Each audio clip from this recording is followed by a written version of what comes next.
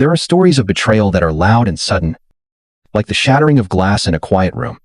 They are shocking, painful, and impossible to ignore. But there are other betrayals, hit-and-runs, that are far more insidious. They don't arrive with a bang, but with a whisper. They are woven into the fabric of daily life, disguised as concern, hidden behind a mask of love. These are the betrayals that fester in the dark, growing stronger in our denial, until one day, we awaken to find that the foundation of our entire world was built on a lie.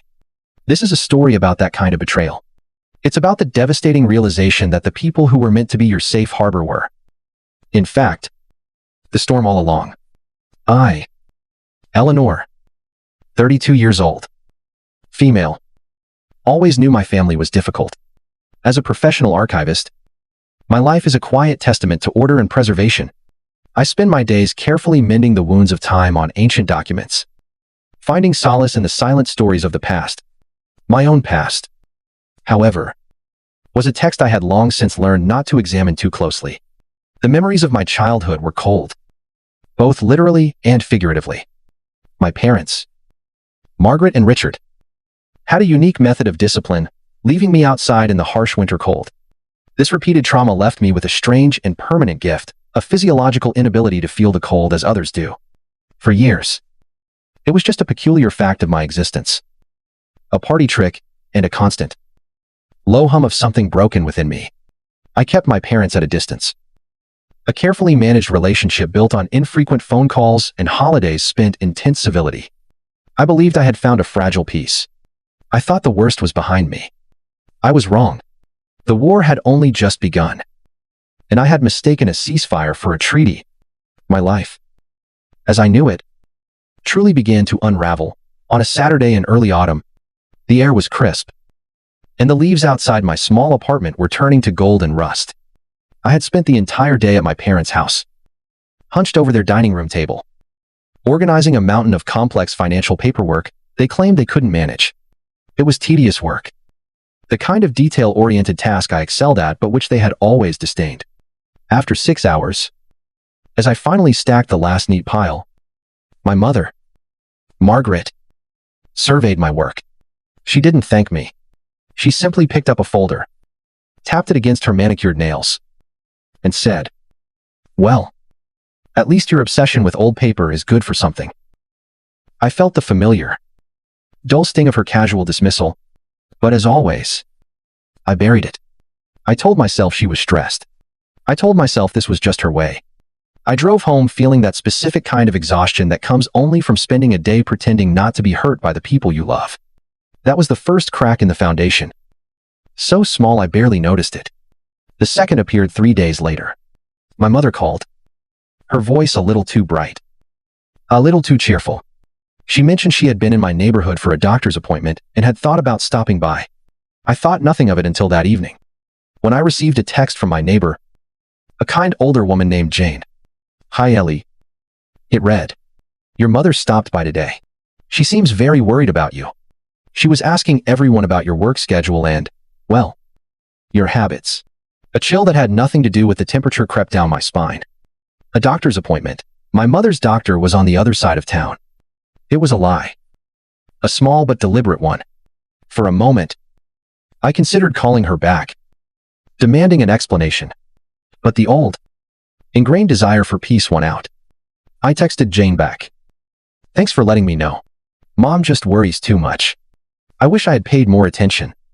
I wish I had asked Jane what exactly my mother had been asking the neighbors. That small, insignificant detail would later become a cornerstone of their case against me. The final tremor came that Friday. I had stopped by my parents' house to drop off some mail that had been sent to their address by mistake. As I walked in, I heard my father, Richard, in his study, his voice low and urgent on the phone. "The deadline is approaching," he was saying. "Margaret is handling it. Yes. The court just needs to approve, and it will all be taken care of." He saw me in the doorway, and his face went pale. He ended the call abruptly, mumbling something about a business deal. The words hung in the air between us, heavy with unspoken meaning. Deadline, court. It didn't make any sense. But again, I let it go. They were my parents. I was 32 years old. And I was still programmed to give them the benefit of the doubt. To believe that any strangeness was a misunderstanding on my part, not malice on theirs. That programming, that lifelong habit of self-deception, is why I was so completely unprepared for what happened next. The following Tuesday, I was at work in the quiet, climate-controlled archives of the museum. À quoi arrived, holding a thick, legally important-looking envelope addressed to me. My hands felt strangely heavy as I signed for it. I retreated to my small office, the scent of old parchment and binding glue suddenly suffocating. I slit the envelope open with a letter opener. Inside, beneath a cover letter from a law firm I had never heard of, was a legal petition. My eyes scanned the cold, formal text, but my brain struggled to comprehend the words. I read them once, twice, a third time. They were accusing me of being a danger to myself. They were citing my unusual resistance to cold as a symptom of a deep-seated psychological disorder. They had attached statements from unnamed concerned neighbors and a lengthy, fabricated psychological evaluation. And then, I saw the final, devastating sentence. My parents, Margaret and Richard Vance, were petitioning the Superior Court for legal guardianship over me, their 32-year-old daughter, on the grounds of severe mental instability. The paper trembled in my hand. The silent stories of the past surrounding me in the archive were nothing compared to the deafening, monstrous lie that had just become my present. The world didn't rush back in. For a long, silent moment, it remained at a distance, muffled and indistinct, as if I were underwater. The only sound was the frantic drumming of my own heart against my ribs. I sat there, in my quiet sanctuary of history, holding a document that had just declared my entire life, my sanity, a work of fiction. My first coherent thought was not one of anger, but of absurd, heartbreaking confusion. This had to be a mistake, a terrible, cosmic misunderstanding. I drove to my parents' house in a daze. The familiar streets of my childhood looked alien, like a set for a play in which I had forgotten all my lines. When I walked through their front door, they were waiting for me in the living room. A perfectly staged portrait of parental concern. Margaret sat on the sofa, a silk handkerchief clutched in her hand. Richard stood by the fireplace, his expression a practiced mask of sorrow. "Eleanor, darling," my mother began, her voice trembling with manufactured emotion. "We knew you'd be upset." I held up the petition, the papers shaking in my hand. "Upset? You were trying to have me declared mentally incompetent. You're trying to take control of my life." And then, the performance began. The tears started to fall from Margaret's eyes. "We're doing this because we love you," she sobbed. "We are so worried. Your isolation, your strange habits, your refusal to feel things. We see you slipping away. And we can't just stand by and do nothing. The things you wrote in here," I whispered, my voice hoarse, "they're lies. You twisted everything." "Did we?" she challenged, her sorrow instantly sharpening into a defensive edge. "Or did we finally write down the truth you've been refusing to see, Eleanor? This reaction, this paranoia, it's exactly the kind of behavior that proves our point. You're forcing our hand." It was masterful gaslighting, a tactic she had perfected over 3 decades. She took my pain and wielded it as a weapon against me, framing my legitimate outrage as a symptom of the very illness she had invented. My father remained silent, his gaze fixed on the floor. His silence was his consent, his complicity a betrayal as deep as her words. I left their house with nothing resolved, only a deeper sense of dread. The next morning, I found a family law attorney, a woman named Ms. Albright, whose calm, no-nonsense demeanor was a lifeline in my churning sea of chaos. She reviewed the petition, her expression growing more serious with each page. "This is an aggressive move, Eleanor," she said, her voice even. "Their case is built on a psychological evaluation. We need to see it." A week later, the discovery documents arrived at her office.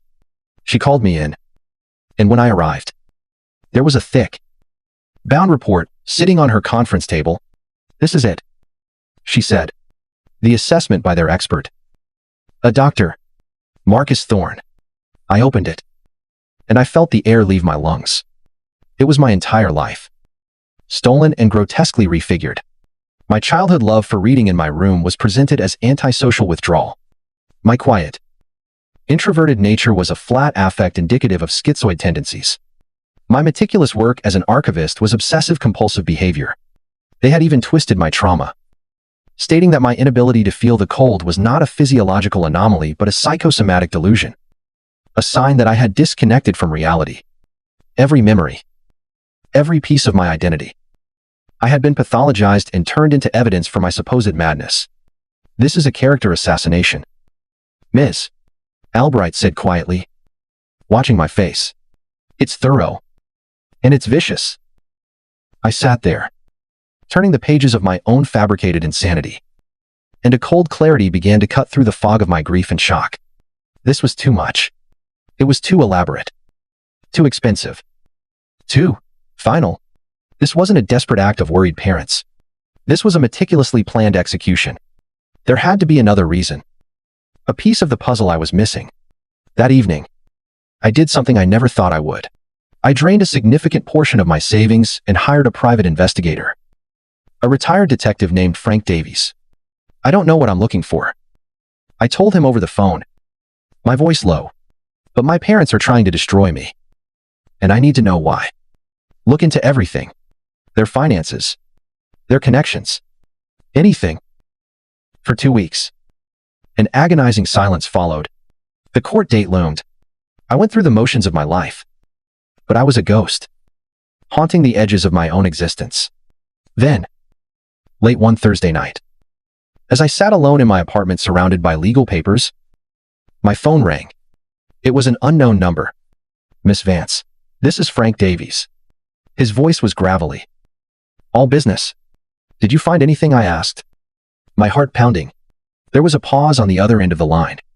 I did, he said, and the grimness in his tone made me go cold. I looked into your family's assets, specifically your maternal grandfather's estate.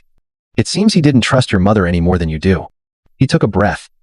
He left his entire fortune, a considerable one, in a highly complex trust. You are the sole beneficiary, set to inherit everything on your 35th birthday. I don't understand, I stammered. And then he delivered the final, devastating blow. The trust has a peculiar and brutal loophole, Miss Vance, an incompetence clause. It states that if you are ever legally declared mentally incompetent and unable to manage your own affairs, the full control of the trust, and the millions of dollars within it, will immediately revert to your legal guardians. I sank into my chair. The phone pressed hard against my ear. The room began to spin. All the pieces clicked into place with a horrifying, deafening snap. The lies, the manipulation, the staged concern, the fake medical report. It was never about my health. It was never about me at all. Mr. Davies' voice came through the line, pulling me from the wreckage. Miss Vance, he said, his voice softer now, but brutally clear. You need to understand. This isn't just a family dispute. This is a calculated plan to seize millions of dollars. They don't see you as a daughter. They see you as an obstacle. The truth, when it finally arrives, is rarely gentle. It doesn't knock politely at the door. It kicks the door down, shatters the windows, and leaves you standing alone in the wreckage of everything you thought you knew. For the rest of that night, I did not move from my chair. I simply let the pain wash over me in relentless, suffocating waves. It was a grief sharper than any I had ever known. Because I wasn't mourning the loss of my parents. I was mourning the fact that I never truly had them at all. My entire childhood. Every act of cruelty, every cold word and colder silence, was not the result of their flawed love, but the cold calculus of a business transaction. I was not their daughter. I was a variable in a financial equation, an asset to be liquidated. Sometime before dawn, the tears finally stopped. The raw, searing agony began to cool, to harden, solidifying into something new. I went to the window and watched the first gray light of morning spill over the city. The world was waking up, oblivious to the death and rebirth that had just occurred inside my small apartment. And in that quiet moment, looking out at the waking world, I felt the shift inside me. The sadness didn't disappear. It just condensed, transforming from a crippling weight into the solid, dense core of a single, unwavering objective. They had mistaken my grief for weakness. They had mistaken my silence for surrender. They were about to learn how terribly wrong they were. The next morning, I made the most difficult and most important phone call of my life. I dialed my mother's number, taking a deep breath and summoning every ounce of the broken, frightened daughter she believed me to be. "Mom," I said, my voice intentionally small and trembling. "Eleanor," she replied, her tone laced with a theatrical sigh of relief. "You're finally calling." I don't know what to do," I choked out, letting a sob catch in my throat. "The lawyers, everything. It's too much. I think you might be right." There was a pause on the line, and I could almost hear the triumphant smirk forming on her face. "Oh, darling," she cooed, her voice dripping with condescending pity.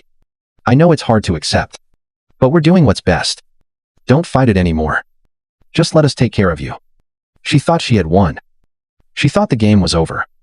In reality, I had just made my first move. After hanging up, I felt a grim sense of satisfaction. My act had bought me the one thing I needed most time.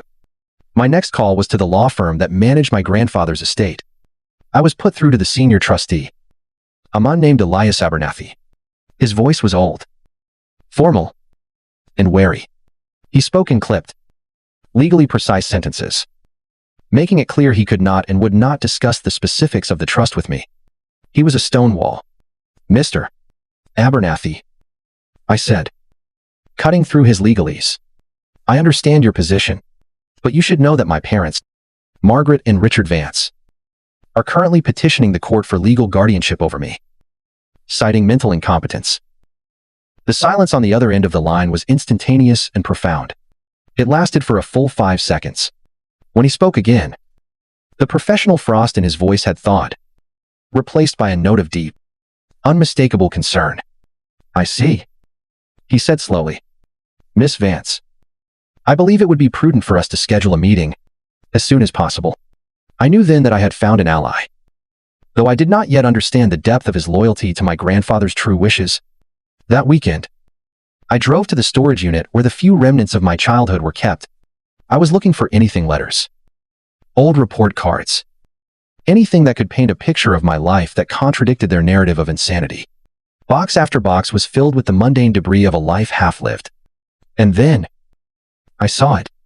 A heavy-duty plastic tote, different from the others, with a label written in a familiar, elegant script, from Grandpa. It read. My heart quickened. Inside, nestled amongst old, leather-bound books, was his old high-8 video camera. A memory, sharp and clear, surfaced in my mind my 10th birthday, on my grandfather pressing the camera into my hands. "People can twist words, Ellie Bean," he had said, his eyes kind but serious. "But the camera just shows the truth.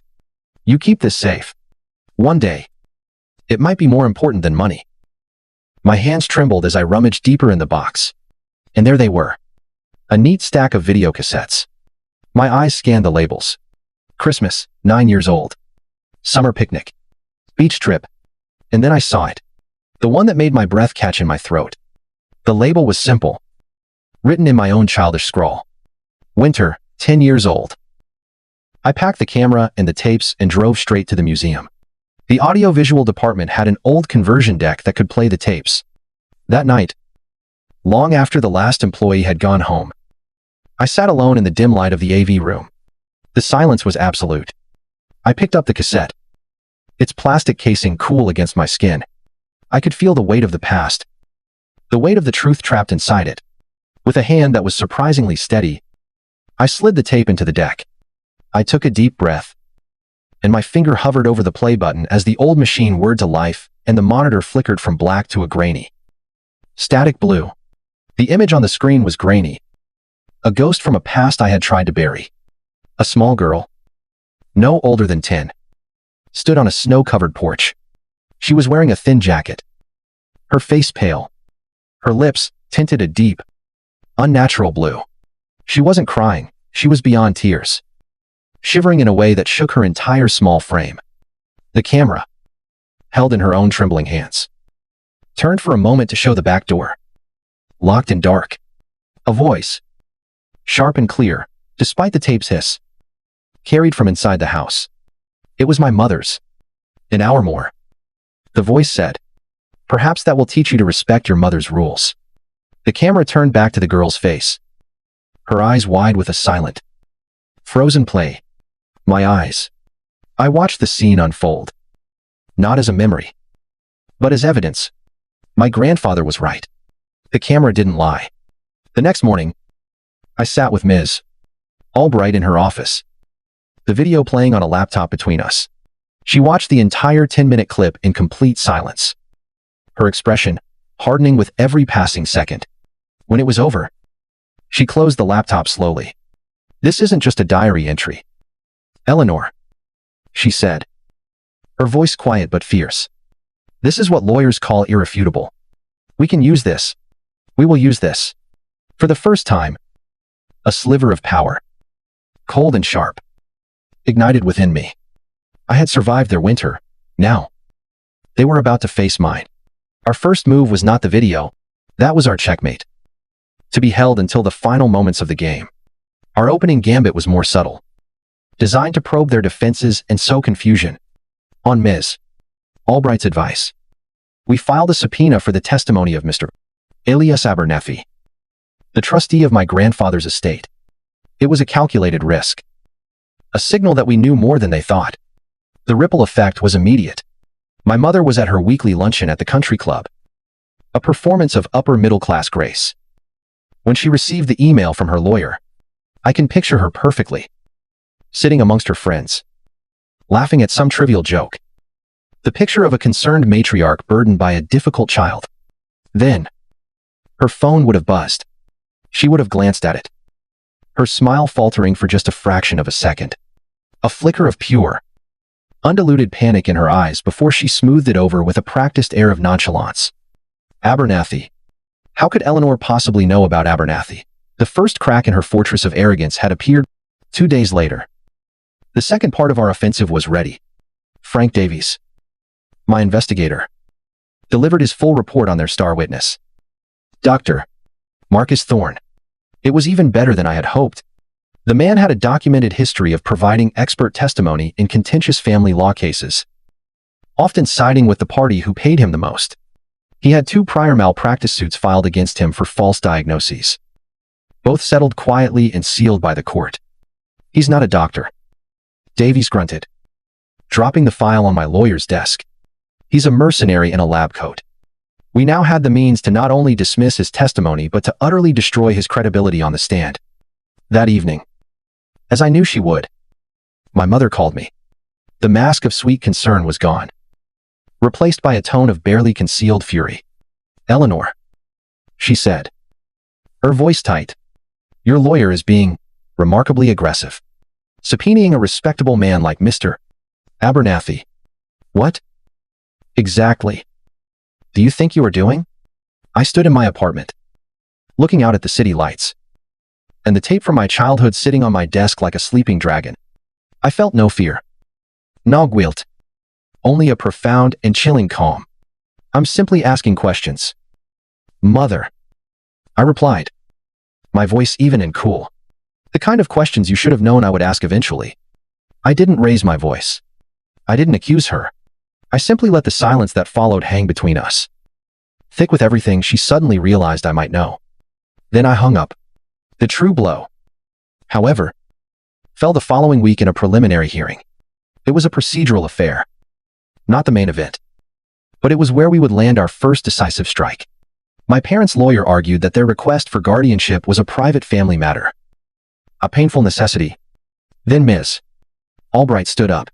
"Your Honor," she began, her voice ringing with clarity in the quiet courtroom. "We contend that this petition is not a family matter, but a matter of financial fraud."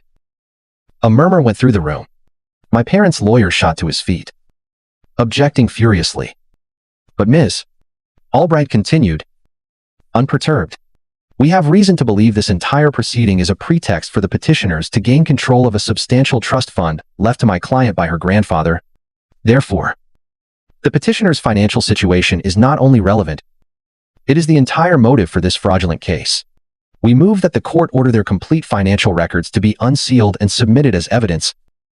The judge, a stern-faced woman in her 60s, looked down from the bench, her eyes lingering on my parents, then on their flustered lawyer. She had seen the subpoena for the estate trustee. She could sense the hidden depths of the case.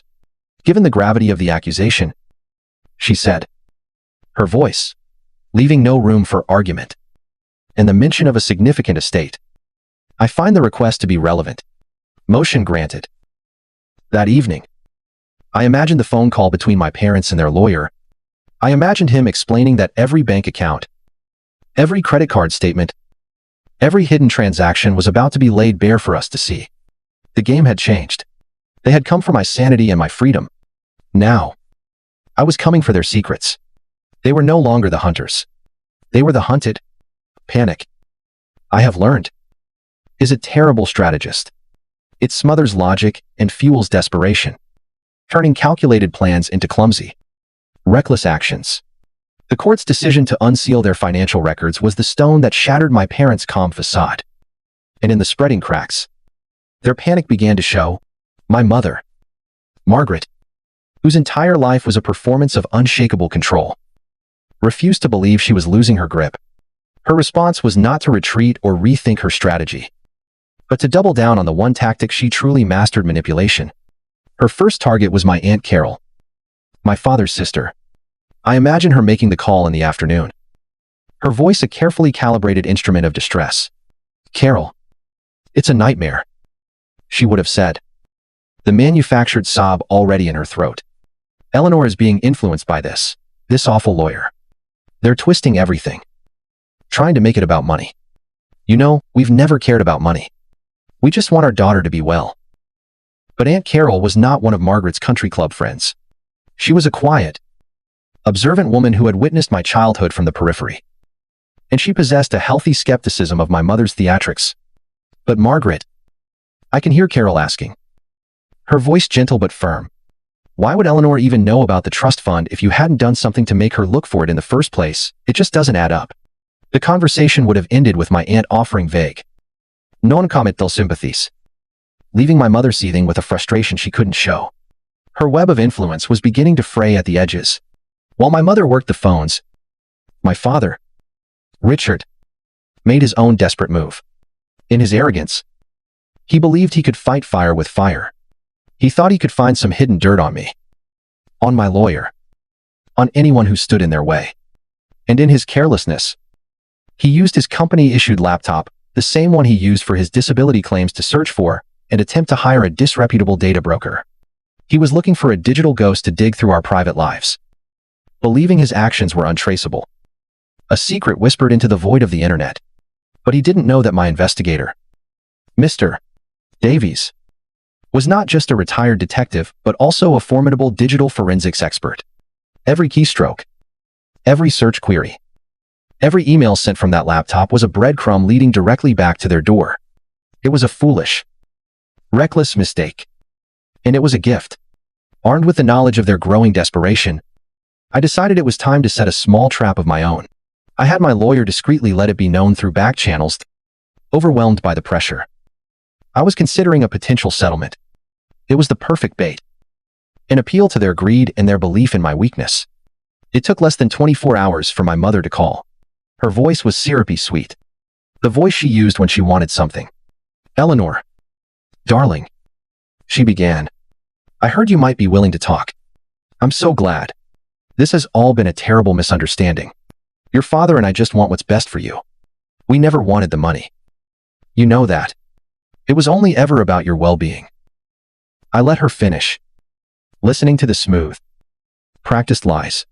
Then, I deployed my own quiet truth. That's interesting, Mother, I said, my voice devoid of emotion. Because Mr. Davies has a digital record of father attempting to hire someone to illegally access my private data just yesterday. Is that also part of wanting what's best for me? The silence that followed was absolute. I had laid the trap, and she had walked right into it. Her declaration of selfless love colliding with the hard, verifiable proof of their malicious intent. I could hear the sharp intake of her breath. The sputtering start of a denial she knew was useless. "I have to go," she finally said. And the line went dead. But the real collapse of their case came not from a phone call, but in the sterile, wood-paneled conference room of a legal office. Ms. Albright had used the information from Mr. Davies and the proof of the sealed malpractice suits to schedule a formal deposition with their star witness, Dr. Marcus Thorne. He arrived looking confident, a man accustomed to being paid well for his opinions. That confidence did not last long. I was not present, but my lawyer described the scene to me later. She didn't raise her voice. She simply laid out the evidence, piece by damning piece. First, the 2 prior malpractice complaints. Then, the financial records showing a pattern of him being hired by the wealthier party in contentious family cases. Finally, she produced the logs from my father's computer, showing his attempts to hire the data broker. "So, Dr. Ms.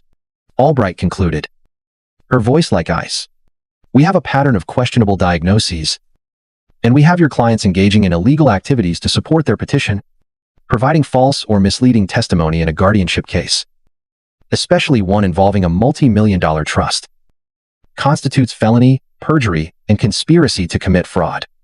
I am, of course, legally obligated to submit all of this evidence to the state medical board and the district attorney's office. Unless, of course, you wish to revise your professional opinion." She let the threat hang in the air. Dr. Thorne, the paid-for expert, the mercenary in the lab coat, went pale. His gaze darted from the evidence on the table to his own lawyer, who gave him a barely perceptible shake of the head. The game was up. He cleared his throat, his professional arrogance completely gone, replaced by the raw fear of a man watching his career and his freedom crumble before his eyes. "I am," he stammered, his voice suddenly thick. "I am withdrawing from this case, effective immediately." The withdrawal of a star witness days before a hearing is not a minor setback. It is a legal earthquake. It signals to everyone involved, the lawyers, the judge, the opposing counsel, that the very foundation of a case has disintegrated. For my parents, the collapse of Dr. Thorne's testimony was the moment their carefully constructed fiction began to unravel in spectacular fashion. Their lawyer, I was told, was in a state of controlled panic, scrambling to request a postponement that he knew would never be granted. The real drama, however, was happening behind the closed doors of my childhood home. The blame game had begun. I can imagine the vicious, whispered arguments. My mother, incapable of accepting her own miscalculation, would have been furious at Dr. Thorne's cowardice, at her lawyer's incompetence, at my father's uselessness. Richard, in turn, would have been consumed by a different kind of fear, the cold, pragmatic terror of a man watching a financial investigation creep closer and closer to his own carefully hidden secrets. The trust that binds conspirators is forged in arrogance, and it shatters at the first sign of failure.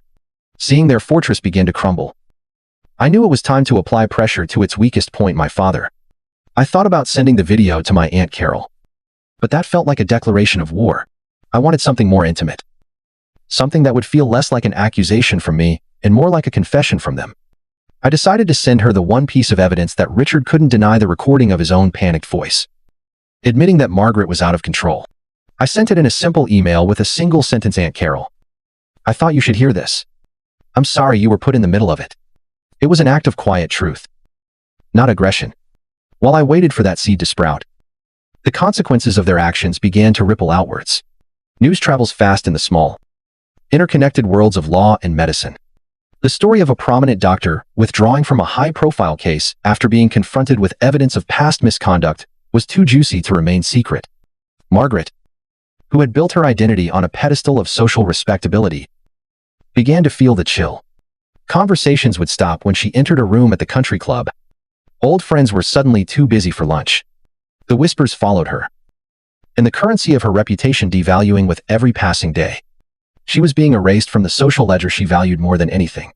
The final collapse, however, came on a rainy Sunday afternoon.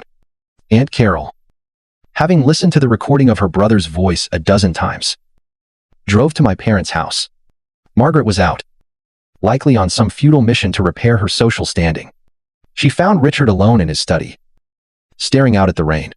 She didn't yell. She didn't accuse her. She simply played the recording from her phone. He listened to his own terrified words fill the quiet room, and, as she told me later, he seemed to shrink, the bluster and denial draining out of him, leaving behind a small, frightened man.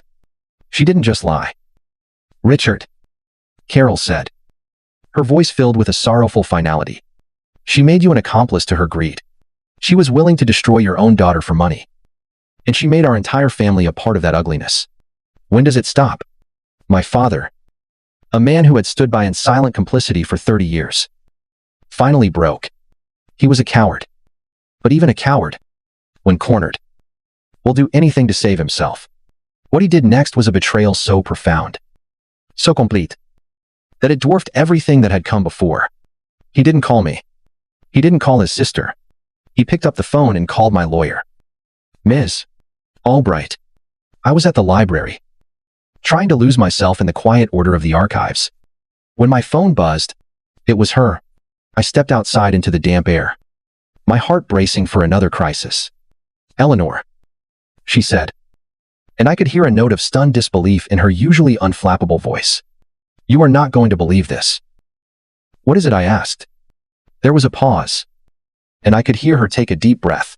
Your father, she said, Richard Vance, has just contacted my office. He has offered to give a full deposition. He is willing to testify against your mother in exchange for immunity from prosecution. I stood motionless on the library steps, the phone pressed to my ear. The rain had stopped, and the clouds were beginning to part. The ultimate betrayal had been delivered, not by me, but from within their own crumbling fortress. My mother had lost her expert. She had lost her reputation. And now, she had lost her husband. She was truly and completely alone. The day of the hearing arrived, not with a storm, but with a quiet, unnerving stillness. The courtroom was a theater of hushed whispers and formal proceedings, a sterile environment for such a deeply personal war. I sat beside Ms. Albright, all my back straight, my hands resting calmly in my lap. Across the room, my mother sat alone. Her new, court-appointed lawyer looked young and out of his depth. My father was not there. He was waiting in a separate room, a ghost to be summoned. Margaret was dressed impeccably in a dark, expensive suit, a costume of power and respectability that now seemed ill-fitting. She held her head high, a portrait of defiant indignation, but I could see the frantic, hunted look in her eyes. The Queen was on the board, but she was surrounded, and she knew it. Her lawyer's opening statement was a pathetic retreat from their initial scorched earth attack. The narrative of my severe mental instability was gone, replaced by a vague and insulting story of a profound family misunderstanding. He painted me as a sensitive, troubled daughter who was lashing out and being manipulated by an overly aggressive attorney. It was a desperate attempt to reframe their calculated malice as a simple family squabble. When it was my turn to be questioned, I answered every query with the quiet, factual precision of the archivist I was. I did not embellish. I did not show emotion. I simply presented the truth. And the starkness of my calm testimony seemed to agitate my mother more than any outburst could have. I could see her gripping the armrests of her chair, her knuckles white. Then, Ms. Albright began our offensive. She started with the diary. She submitted it as evidence, and pages of it were projected onto the courtroom, monitors my childish handwriting, detailing dates, times, and the quiet misery of being locked outside. Margaret scoffed loudly, leaning over to whisper furiously to her lawyer. Childish fantasies, she audibly muttered. She was always prone to exaggeration. The jury watched her, their expressions unreadable but attentive. She was losing her composure, just as we had predicted. But the diary was merely the prelude. Your Honor, Ms. Albright said, her voice steady. The petitioner claims these documented events are fantasies. Perhaps a moving picture from that time would provide some clarity. A large monitor was wheeled to the center of the room. A technician pressed a button. For a moment, there was only static. And then the grainy, haunting images from my grandfather's camera filled the screen. The courtroom fell into a deep, profound silence, broken only by the faint hiss of the old tape and the sound of the wind whistling in the video. They saw it all. The little girl with blue lips, shivering uncontrollably. The locked door. And then, they heard it, my mother's voice. Cold and sharp, echoing through the chamber. An hour more. Perhaps that will teach you to respect your mother's rules. I watched the faces of the jury. I saw a woman flinch. I saw a man shake his head slowly in disbelief. The judge's face was a mask of stone. I risked a glance at my mother. She was staring at the screen, her face a grotesque canvas of disbelief and pure, unadulterated rage. The video was not just evidence, it was a mirror. And she was horrified by the monster it showed her. As the video faded to black, the silence in the room was deafening. And into that silence, my mother's voice, shredded with fury, erupted, unable to contain the narcissistic rage of being so publicly exposed. She leaped to her feet. She deserved it, she shrieked, her voice cracking, her finger pointing at me. She was a difficult, ungrateful child. And she deserved it. It was over. Her own words were the final, damning confession. In the stunned stillness that followed her outburst, Ms. Albright walked calmly back to the podium.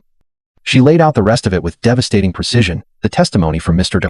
Abernathy about the trust, the evidence of financial fraud, and the sworn deposition of my father, Richard Vance, detailing every step of his wife's conspiracy. The judge looked at the wreckage of my mother's case. Then, at me. Miss Vance, she said, her voice softer than I expected. Do you have anything you wish to say? I stood up slowly. I did not look at the jury or the judge. I looked directly at my mother for the last time. My voice was not loud, but it filled the silent room. Your Honor, I said, my whole life, my mother used the cold as a weapon to punish me. She thought it would break me, that it would teach me to be weak and compliant. I paused, letting the words settle. But she was wrong. The only thing her winter ever taught me was how to survive her storm. The judge lifted her gavel. The sound it made as it struck the wood was the cleanest, most final sound I had ever heard. The petition for guardianship is dismissed. With extreme prejudice, she declared. Her eyes found the district attorney, who had been observing the proceedings from the front row. Mr. Henderson, she said, her voice like steel. I trust you will be opening a criminal investigation into Margaret Vance for felony perjury, conspiracy to commit fraud, and child abuse, based on the evidence and the in-court confession we have all witnessed today. I watched as my mother, no longer a powerful matriarch but a common criminal, collapsed into her chair, her face a mask of utter ruin. The storm had finally passed. A verdict is not an ending, it is a beginning. The judge's gavel was the sound of a door slamming shut on the past. And as I walked out of that courtroom, I felt the first tentative rays of a new dawn on my face. The legal fallout for my parents was swift and severe. My mother, Margaret, that was found guilty on all counts conspiracy to commit fraud, felon perjury, and, based on the video evidence, child abuse. She was sentenced to 5 years in a state penitentiary. Her appeals were denied. My father, Richard, in exchange for his testimony, received 5 years of probation and a court order to pay restitution from his share of their assets. Their divorce was finalized before my mother was even transferred. He sold the house, the car, everything, and moved to a different state. A diminished man erased by his own cowardice. Their names, once a source of social pride in their small community, became a cautionary whisper. I did not attend the sentencing. I did not need to. My victory was not in watching them fall, but in finally having the freedom to rise. 1 year later, the world was a different place. Or perhaps, I was a different person in it.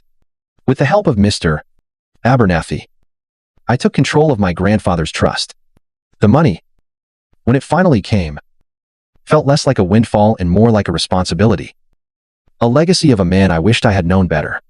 I used it to honor him.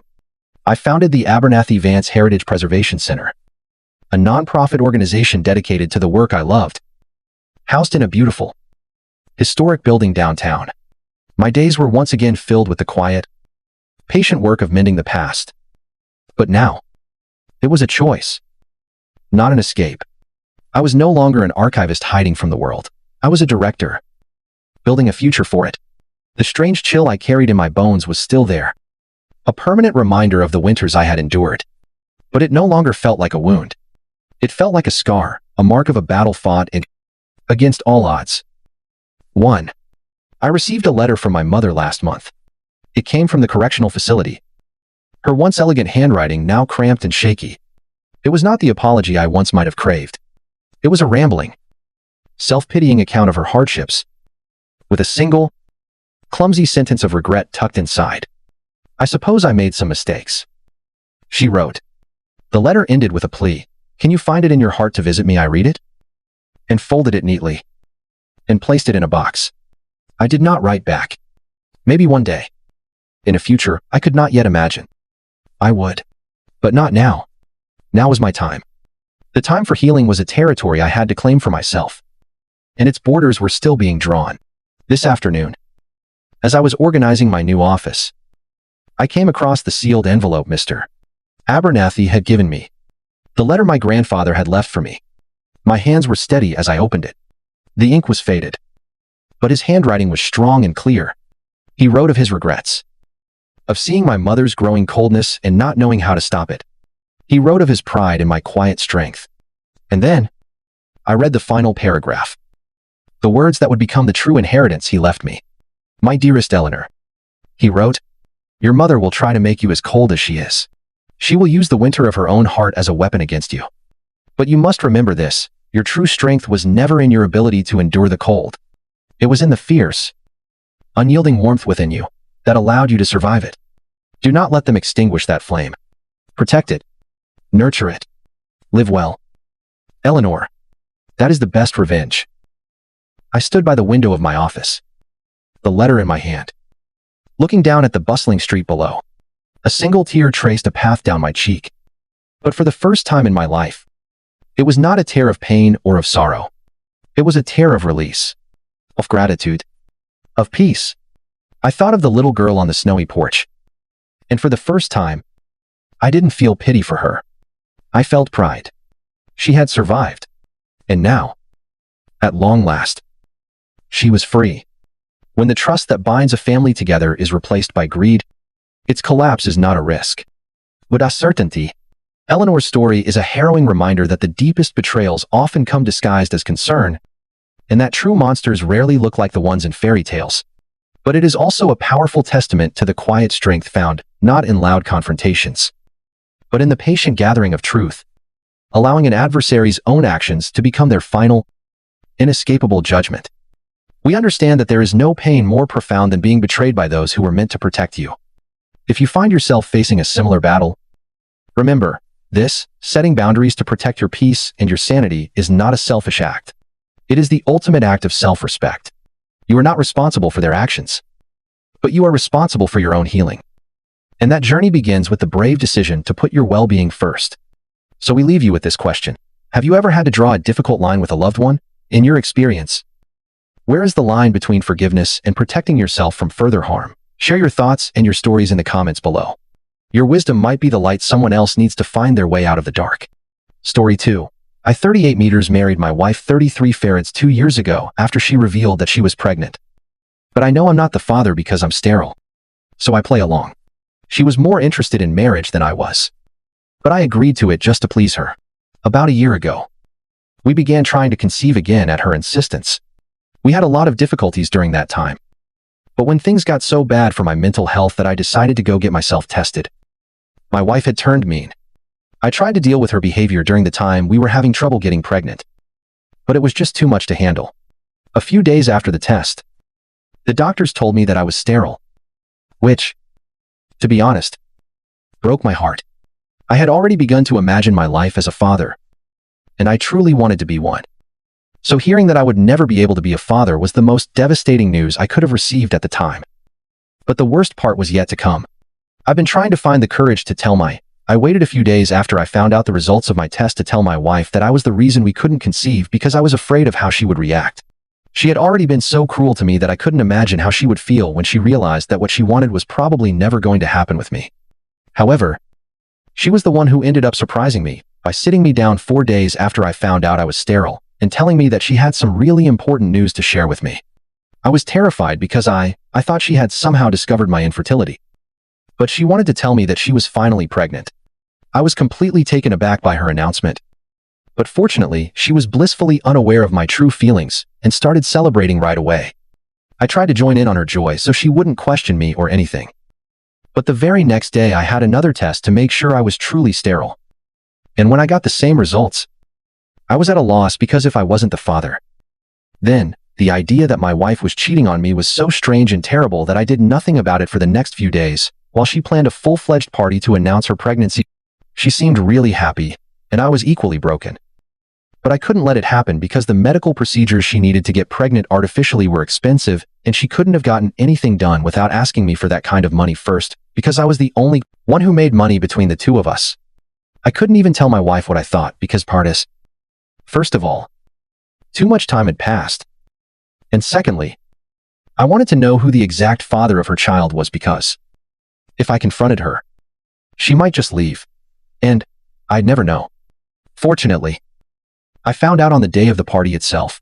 It showed on my face because I needed to get to the bottom of this whole situation. I didn't even tell my own family about what was happening and kept it all under wraps because this was too awkward and private to be shared with anyone. Many people came, including our families, friends, and some of my coworkers.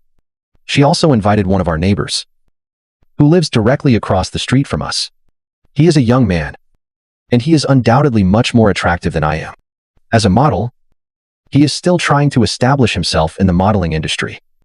So he moved in with his aunt, who owns the house where he lives, to be closer to the city because his own family lives so far away. My wife has always had a soft spot for this guy and would prepare meals for him and his aunt when he first moved in. He has even visited our home for dinner on a few occasions. And we have discussed his work. He is articulate and well-read. And like my wife, he majored in literature. So they have a lot in common and clicked right away. When they first met, I didn't have anything against him because he seemed like a decent guy. And I trusted my wife as well.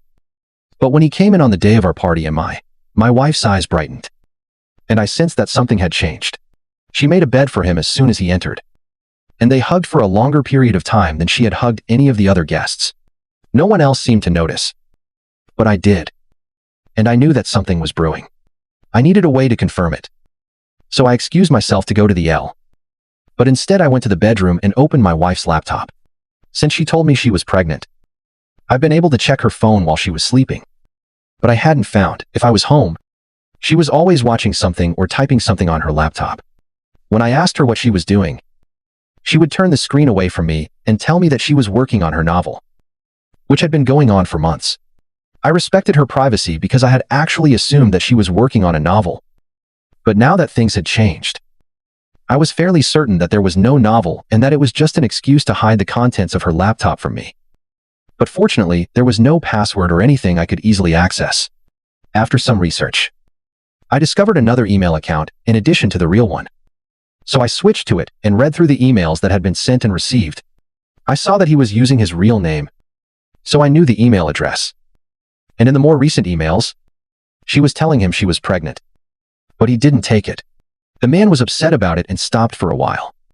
Probably because he wanted to end things. But my wife wouldn't let him go. Eventually, I received the worst email of all, in which she told him that she had spoken to a lawyer friend of hers who would help her file for divorce as soon as the baby was born.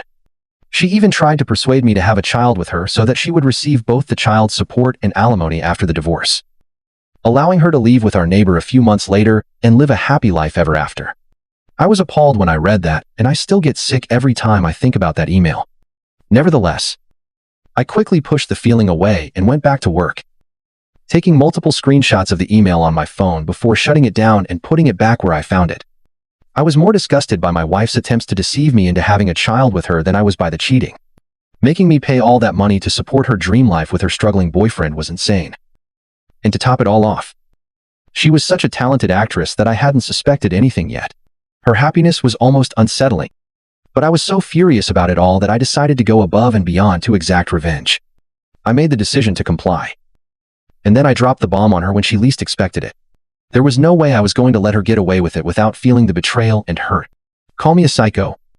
But I had to do what I had to do. So for the next 9 months, I played the part of the ideal husband and father. It was difficult to know that she was lying to me. But the more she lied and pretended to be happy with me, the more determined I became to see this through. I went to all of her doctor's appointments, made sure she took her vitamins on time, and was the best husband anyone could ask for. Finally, a few days ago, my wife had to drive an hour to the hospital. So we had some time to ourselves. That's when I decided to drop the bomb on her. Once she was safely inside the room, I told her that I was going to go out and call our neighbor so he could be there for her. I was really anxious because it wouldn't be in my situation. But I set that aside and took her to the hospital alone. I had already called her parents, but not mine because I didn't want them there in case things got too dramatic. She was surprised and stumbled a little when I told her that there was no need for that and that she didn't want a stranger in the room when she gave birth. So I smiled back at her and showed her the divorce papers and the results of my fertility test, which I had made sure to bring with me on the day of her due date. She looked confused as she went through them all. So I explained that I couldn't get her pregnant even if I had wanted to. So the baby wasn't mine.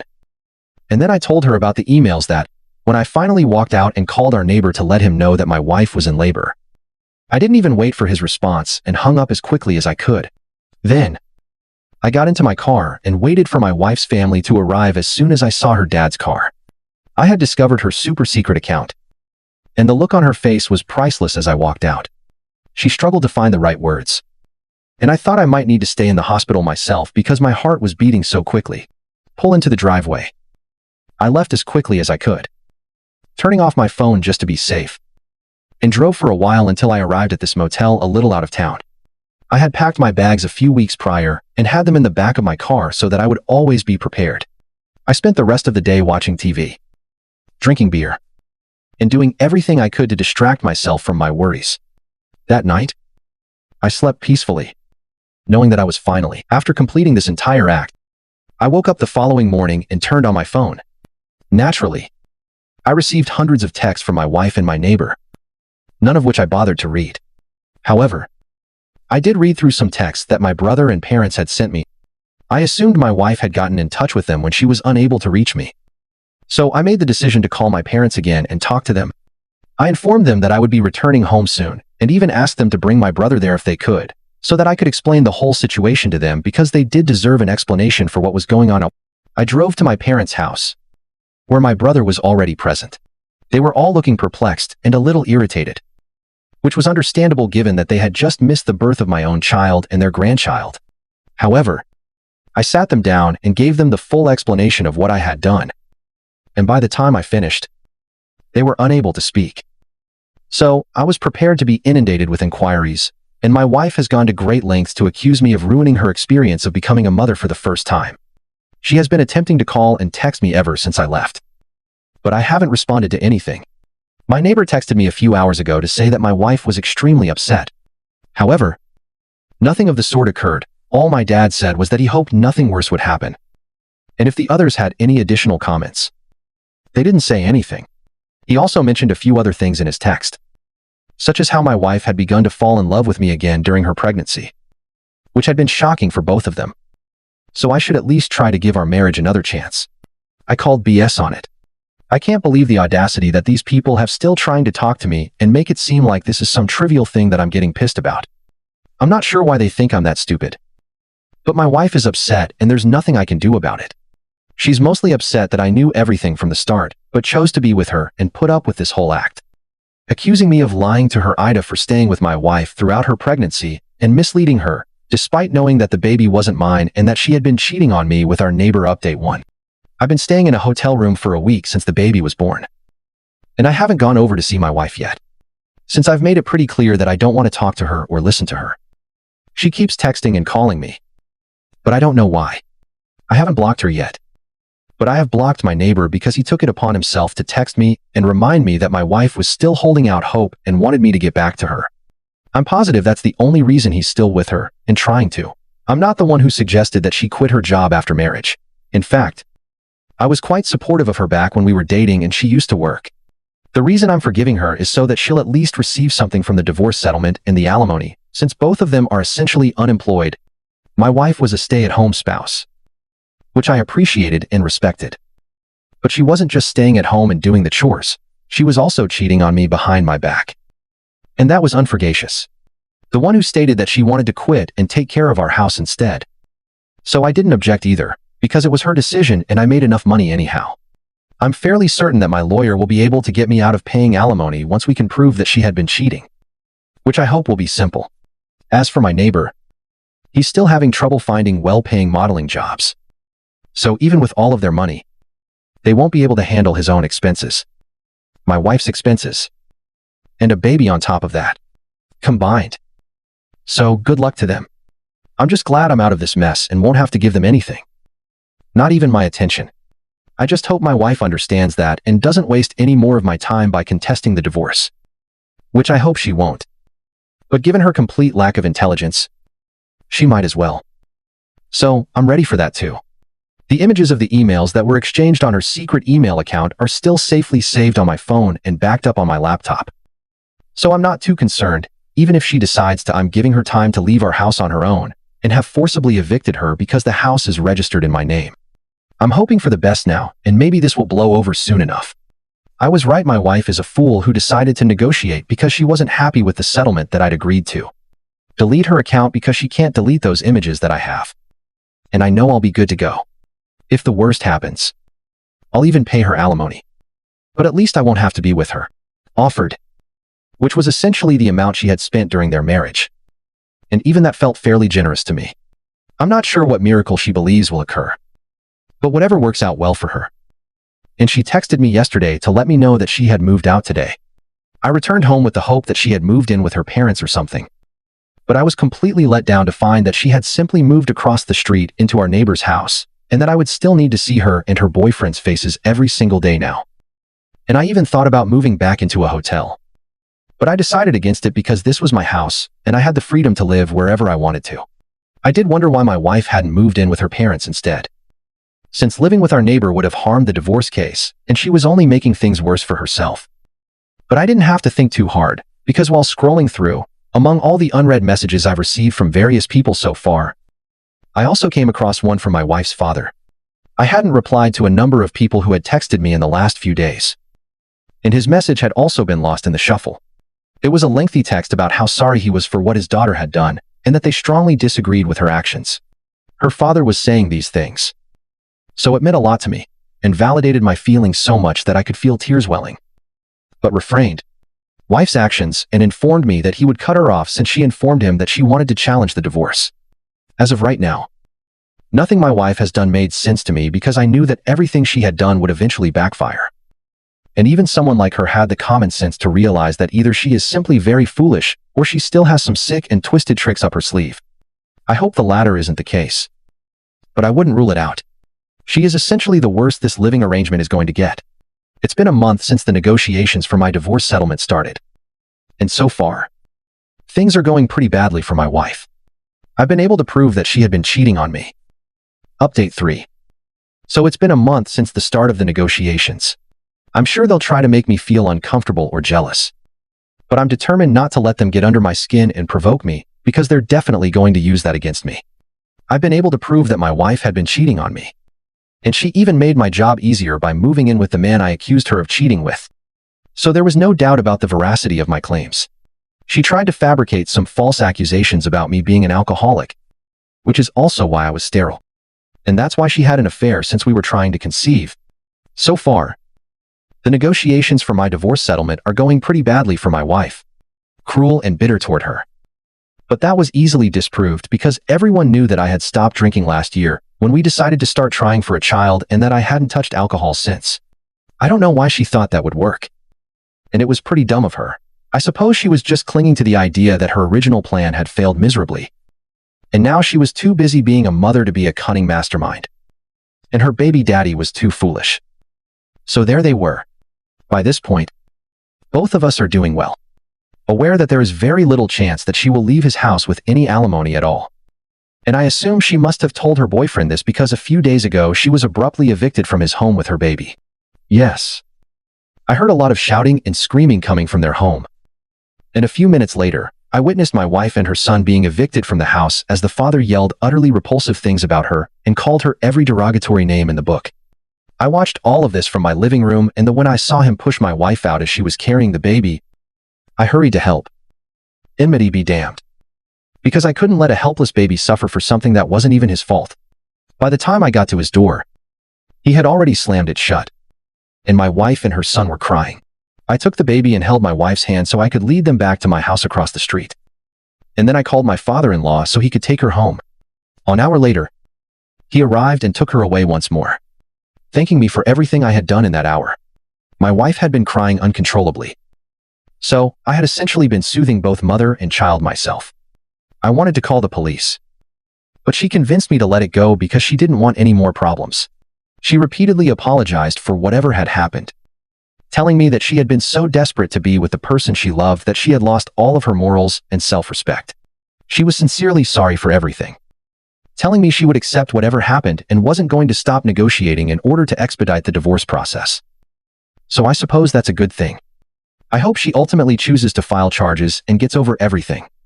But at least I did all I could. Was a nice person. And I have no regrets.